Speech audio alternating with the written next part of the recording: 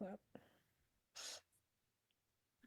Welcome to The Cutting Edge. This is Chris Benner. I'm your host for tonight. I'm now the former director of the Institute for Social Transformation at UC Santa Cruz. And I'm excited tonight because it's really about passing the baton to the new director of the Institute for Social Transformation, Galina Hale, who took over on July 1st. And I'm really excited about the new direction she'll be taking the Institute. And she's going to be taking over my role as host once a month for Cutting Edge on usually the first Sundays of the month. So with that, Galina, I'm going to turn it over to you to lead this discussion. Welcome. Thank you, Chris. Thank you for trusting me with taking over this exciting opportunity and also for handing the Institute for Social Transformation over to me. I'm really looking forward to continuing your work. So we are turning tables. You interviewed me in January or February, I believe. Now I get to Fair retain is the fair, favor. right? Yeah. Fair is fair. Exactly. Since you just stepped down from being a faculty director of the Institute for Social Transformation since its inception 8 years ago, tell us a little bit about what your experience was, some things you want to share, your learnings, and how do you see that chapter in your life? Yeah, well, the main thing I take away from having run the Institute is how amazing the networks are we have at UC Santa Cruz and the broader community. I really tried to lead the Institute not so much as an umbrella, but as a hub, a value-added hub in networks of multiple relationships, and really trying to figure out through having and building that infrastructure, how do we support faculty in their research? How do we host meaningful events on campus on current topics that are going to attract many people? How do we support community partners through research, through education, through helping to lift up their voice and publicizing their work? And then how do we support students through our Building Belonging program and Transforming Futures program, which really helps to support the next generation of young leaders committed to social transformation in different ways. It was a tremendous opportunity, and I feel really, blessed to have been handed the baton to do that with Catherine Mitchell, our dean's vision of what the Institute could be that she trusted me with. And I'm really now happy to be passing that on to you. Great. Well, so you're a professor of environmental studies and sociology. So you also have to teach, you also do research, you're also head of the Everett program. Can you talk about the synergies between your work at the Institute and your other jobs as a professor, and also the personal level? How do you juggle all this? How do I juggle it all? Well, I'll say one thing is that when I was a graduate student, I was really influenced by a book called Situated Learning. Gene Lave and A.T.N. Wenger. Gene Lave was a professor of education at Berkeley, where I got my PhD. And the central thesis of that book is that people learn best not when they are isolated from social practice, as is our typical classroom structure, but when they are engaged in social practice. And that has underpinned really all of my professional work, whether it's research, whether it's teaching, whether it's service. It's really about seeing the university as a social actor that should and could be more strongly engaged with other community partners, in my case, really committed to social transformation and social justice in different ways. And so my research has all been in collaboration with community partners. The Everett program, which you mentioned that I run, and I've had several Everett students as guests on this program over time, is really about connecting students to community partners and using technology to support the social justice goals of their community partners. And we build into the classroom experience very much student leadership. It's really a student-run program, and even after they finish the core courses in the program, they become the governing body of the program. They mentor younger students, they build more detailed projects with community partners, they run technology labs and discussion groups. And so that's really engaged. I will say it's been a challenge to run both the Everett program and the Institute for Social Transformation for the last 7, 8 years for the Institute and 10 years for the Everett program. Fortunately, there's been many synergies between the two, and we are continuing to build those synergies, in particular where some of the student leadership and what we call executive fellows in the Everett program are also working very closely with the Transforming Futures program in the Institute. But I will say on a personal level, and I know you'll relate to this, that being able to keep the energy going for doing all this work, you've got to pay attention to your own physical and mental well-being. So I start every day on my bicycle, getting exercise for an hour in the morning just to make sure I'm taking myself first, and that helps give me the energy for the rest of the day. And I know you're into exercise as well, so I would encourage you to keep that practice. Thanks for that. I usually have hard time exercising in the morning, but luckily I live 3 minutes away from the Simpkins Swim Center, so I can go swim as early as 5 in the morning. During the time you were the director of the Institute, you wrote several books, and I think at least one of them is closely related with your work at the Institute. In 2021, I think, was a book called Solidarity Economics. It was written during the pandemic, sort of the height of the pandemic, and builds on a long history of research that really shows that places that are more equitable actually do better in traditional economic terms as well as social and human terms. But we don't see that often because of the neoliberal economic blinders, which tend to emphasize individualism in, anonymous markets and competition really driving allocation of resources. And, it's not that that isn't true, but it's that it's a partial picture, that our economy is as much built on mutuality, on collaboration and care and cooperation, as it is on competition. And so the book really tried to lift that up and to show ways that we can invest in that mutuality.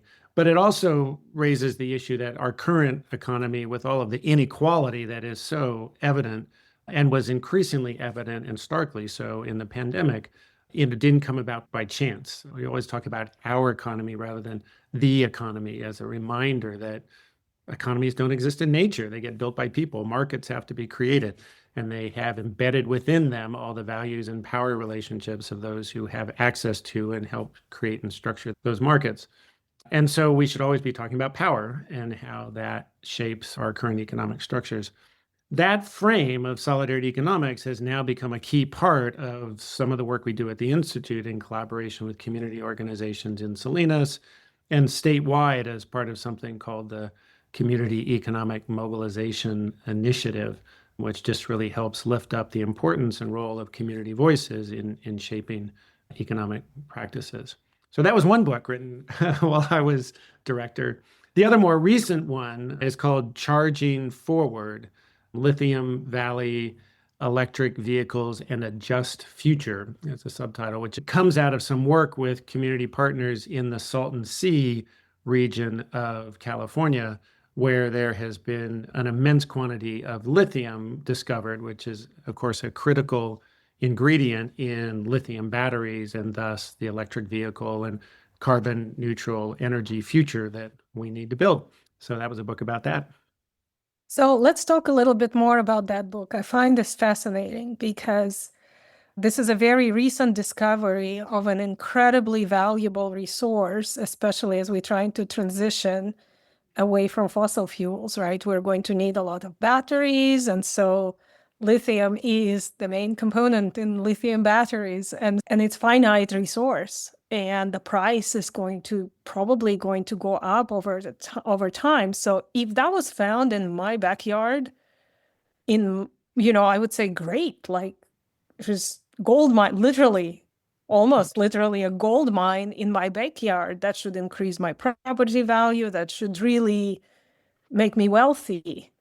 So is that how these things usually work out for the communities that live near the gold mines or oil wells, or historically, what has been the community experience? Oh, wow, there's so much in that question you just asked. And I actually want to start with one thing you mentioned of lithium being not a renewable resource. And one of the things that I love about lithium is you can use lithium to build a battery, and then you charge the battery and it discharges. Then you charge it again and you discharge it, and it doesn't get used up. And that's very different than fossil fuels, which actually I like to say are also renewable in the sense that, there are carbon entities dying all the time and getting deposited in the ground. And in a few million years from now, that will be fossil fuel, but that's not renewable in a human time frame. Whereas lithium is, once we get it out of the ground, then it can be used and recycled and reused in a way that's really powerful. But your point about there are many communities in places all over the world where resources are extracted, and not just lithium, but in electric vehicles, there are many other minerals that are needed. Copper, magnesium, cobalt, nickel are in the batteries. Aluminum is an important part of that. Rare earth minerals. And if we go from a system of extracting fossil fuel to extracting minerals without paying attention to the social and environmental consequences of that extraction, then we've learned nothing from the last 125 years of destroying our environment with fossil fuels. And the general story around the world is that most communities in extractive regions are victims rather than beneficiaries of that extraction. There's a whole field of study in economics that's all about the resource curse and the ways that countries and regions that have these valuable resources often don't benefit as a country economically. And there's a bunch of reasons for that. One is it's very capital intensive industry, so it's not very labor intensive. There's not as many jobs that are associated with it. It tends to distort economies towards primary commodity export rather than value added manufacturing production. And actually the attraction of those primary commodities can actually distort currencies in ways that actually make manufactured goods more expensive because of those exchange rates than they might otherwise be, because of multinational firms having the capital and resources to invest and needing the support of local elected officials. There tends to be higher levels of corruption, honestly, that happen in many countries, not all, but many countries that have resources. We think Lithium Valley has the potential of doing it differently, but the typical experience is that extraction is not great for the countries that have the resources. So I understand this at the country level. As an international economist, I kind of get the exchange rate effects and the price effects and the Dutch disease, which what happens when you run out of the resource and then you don't have anything else really because you've put all your resources, all your capital, all your money into developing that resource, and now you don't have any other dimension in which you can compete. But at the very local level, what happens to people usually? Do they get displaced? What happens specifically for the Lithium Valley? What kind of economy and livelihoods did people have before lithium was discovered? And what do you think are potential paths, like a traditional path or a better path that they can be looking forward? Yeah. I'll talk about it in terms of Lithium Valley. There are other experiences. Imperial County, by many metrics, one of the poorest counties in California. About a third of the population are foreign born, about 85% are Latino, large Mexican and Mexican American population, predominantly an agricultural region. Lettuce is a huge part of it. They actually grow a lot of alfalfa too, hay for cattle, for cows to support the meat industry. Much of that shipped to China, by the way. And there have been multiple promises of other industries in the area that were going to transform the economy. Solar was the most recent one. There have been other ones. And the experience has broadly been that doesn't add a lot of jobs and local people haven't benefited from it. Lithium, there is some hope of it being different.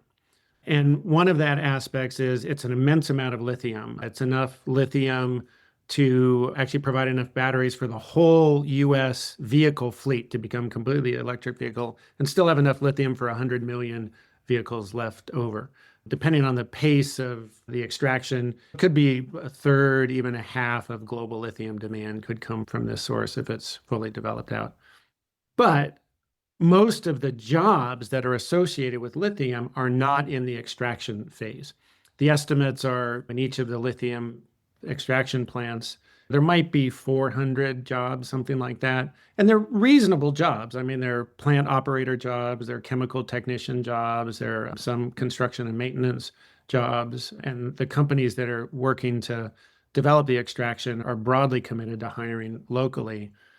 But most of the jobs are going to be in value-added activities, converting the lithium into what's called cathode active material. Cathode is the critical part of the battery and has the other components in it that enable the lithium to be charged in and out of the cathode. Putting together the battery cells themselves and turning the battery packs together, manufacturing electric vehicles. There are thousands and tens of thousands of jobs in those sectors of the value chain. And so there's a lot of attention, and the reason why people are calling it Lithium Valley rather than just lithium mining is because there are many people trying to figure out how to expand that manufacturing in Imperial County. And I think there's a lot of potential for that to happen. It's certainly nothing guaranteed, but that's the real hope, is that it's a site not just of mineral extraction, but actually value-added manufacturing employment.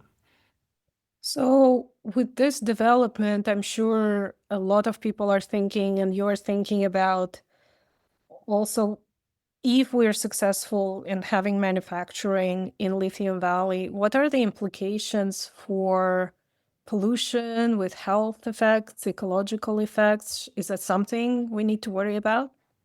It's definitely something to worry about. And one of the companies at the moment is being held back. This is called Controlled Thermal Resources, because a local environmental justice organization, Comité Cívico del Valle, in partnership with an environmental organization, Earthworks, has brought a lawsuit against the county for approving the environmental impact report that Controlled Thermal Resources did, which they felt was inadequate.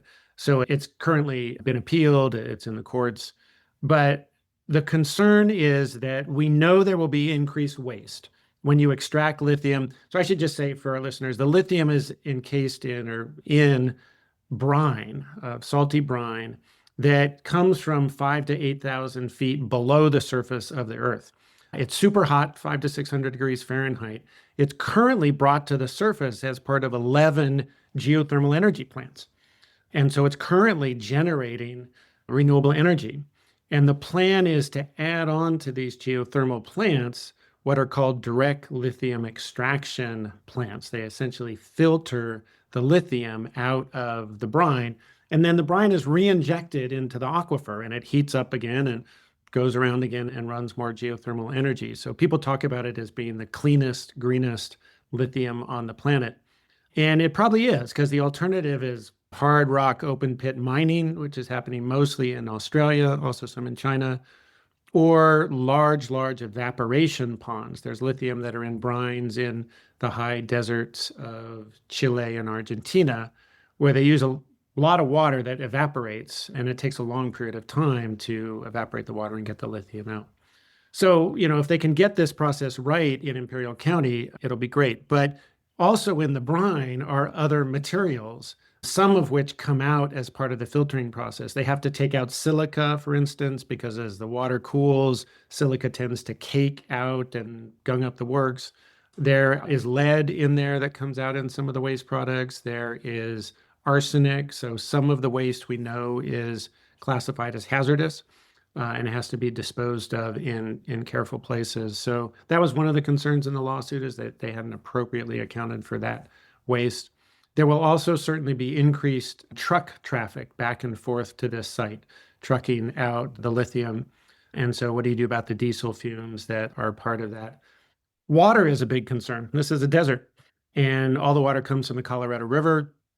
It's currently all allocated to agriculture. As I mentioned, some of it's to growing hay for cows, which is a terrible thing for greenhouse gas emissions. It's a very inefficient way of producing food calories. So maybe transferring some of that water production to lithium would be a good thing for the environment, but there is a real question about how much water will be needed for processing the lithium. You need some fresh water to actually flush out the lithium from the filters, essentially, that are pulling the lithium out of the geothermal brine. The companies say they'll be recycling that water, and so the actual total usage is not that much more than a field of alfalfa, but there are some other estimates that it might be significantly above that. There are also some concerns about the contribution to seismic activity. I've looked at that, and it seems to me less of a worry. The geothermal activity has been going on for 40 years, and it really doesn't add anything to put a filtration thing on there. But that is also one of the concerns local community groups are raising. So actually, that was my next question. So those concerns, how much of awareness of these potential issues is in the local communities? How much of that is bottom up, and how much of that is concerns that academics like you are raising? And also, where is the California government on all of this? How are they planning to address the community needs? There will be people displaced, I imagine. How is California planning to handle this? Yeah, it's a really good question. I mean, the good thing is that there are quite a number of very strong community organizations who are raising these issues. I mentioned Comité Cívico del Valle. There's also a group called Imperial Valley Equity and Justice Coalition. They've actually been working more recently with a national organization called Jobs to Move America that got its start in the Los Angeles region, but is also now organizing labor community partnerships in the South, many of the auto and battery plants that are growing in the South. The United Auto Workers has actually been part of a local coalition and trying to promote manufacturing in green economy enterprises. So at least in that level of NGOs and community organizations, there's a lot of awareness of these issues. They have some political influence. They have the power of the courts. If you go to talk to local residents in the, fence line communities of, Calipatria and Nyland and Westmoreland, there's a lot of confusion. Some people even think the lithium is in the Salton Sea itself, which is also a salty lake, but no, it's buried 8,000 feet beneath the Salton Sea, and there's no connection between those waters. And it's hard to know really what the companies are planning. So there's definitely a need for more public education and outreach, and those groups that I mentioned are doing a lot of that. State agencies are paying a lot of attention to this. The California Energy Commission is the key state agency. Several years ago, they created a blue ribbon commission on lithium extraction that held a whole series of public hearings over the course of more than a year and put together a final report to highlight some of the issues. Elected officials from the area, of course, are paying a close attention to it.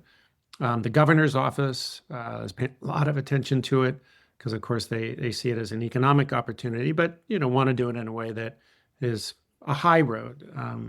There's California, of course, has a strong history of environmental regulations and a very conscious consumer base. We're the largest market for electric vehicles in the country. Actually, 25% of all vehicles sold in California now are electric vehicles. And so there's a sense in which if we can make transparent and accountable the production processes in Imperial Valley, then it can be done in a way that hires people locally and doesn't hurt the environment. And I think there's a lot of people who want to see that outcome, and I see very few people who don't want to see that outcome. So if we can get all the people on the right page, I think it'll happen. This is very exciting, I think, for Imperial Valley and for the state of California, and for you working on these issues, and for me, I also work on climate transition, is something that's in our own backyard. We get to watch how it unfolds, and hopefully, in your case, push it in a direction of better for the community, a more just unfolding. And so you wrote the book, but you also have done some outreach work based on this book. Can you talk a little bit about that? Yeah, and I should emphasize that this is a co-written book with my longtime collaborator, Manuel Pastor, and we've worked on it together. But the other person we've collaborated on this with is a guy named Emiliano Rodriguez Nush, who's from Argentina. We met as part of a fellowship at the Bellagio Center, the Rockefeller Foundation's Bellagio Center, where we got a fellowship and were able to write much of the book during that fellowship. And Emiliano is a filmmaker and a storyteller and a communicator, and mostly works on disaster issues and disaster resilience, but in part because he's from Argentina, and Argentina is very rapidly developing its lithium industry and busily courting Elon Musk and other electric vehicle makers to invest in that area, that Emiliano wanted to do a documentary on it. And so Manuel and I essentially served as co-producers of the movie. We, helped raise some funds for it, helped put Emiliano in touch with local community organizers in Imperial County. He did all the work in Argentina and community and Chile, and the result is really a great documentary. It's called Power in the Desert.